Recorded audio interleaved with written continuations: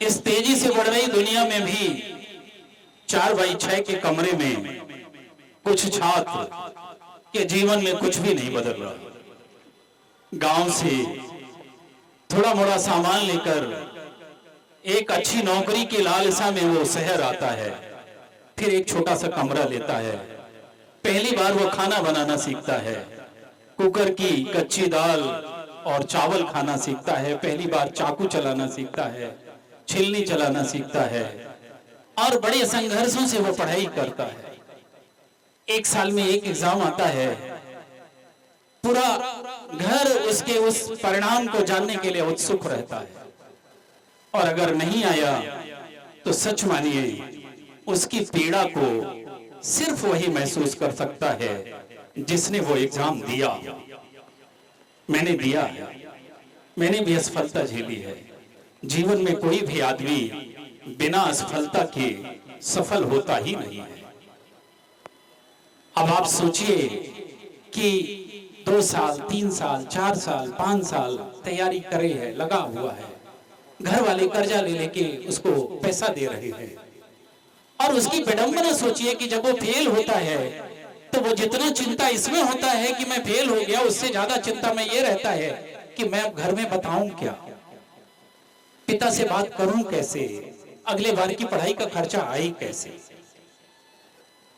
इनमें से 2 लोग होते हैं, एक वो जो चयनित हो जाते हैं और एक वो जो फेल हो जाते हैं।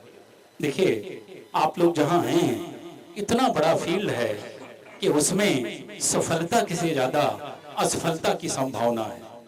150 सीट आती हैं, 5 लाख लोग बैठते हैं, चयनित 150 ही होंगे।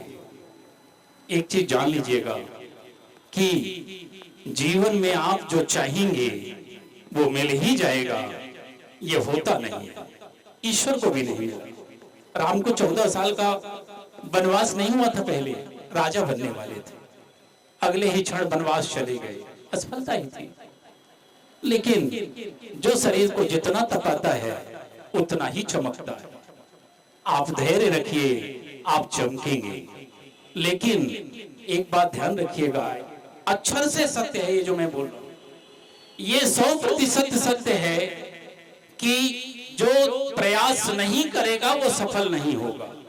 लेकिन ये भी 100% सत्य है कि जो प्रयास करेगा वो हर आदमी सफल ही होगा, ये जरूरी नहीं है। सफलता के लेकिन मायने अलग है, सफल होगा लेकिन जो चाहा है वही मिलेगा, ये जरूरी नहीं। इसलिए आप अपनी मानसिकता को दोनों के लिए तैयार करें।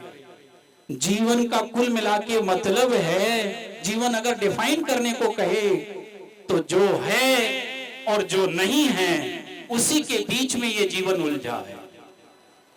जीवन कुछ मिलने और बहुत कुछ छूटने का ही नाम है।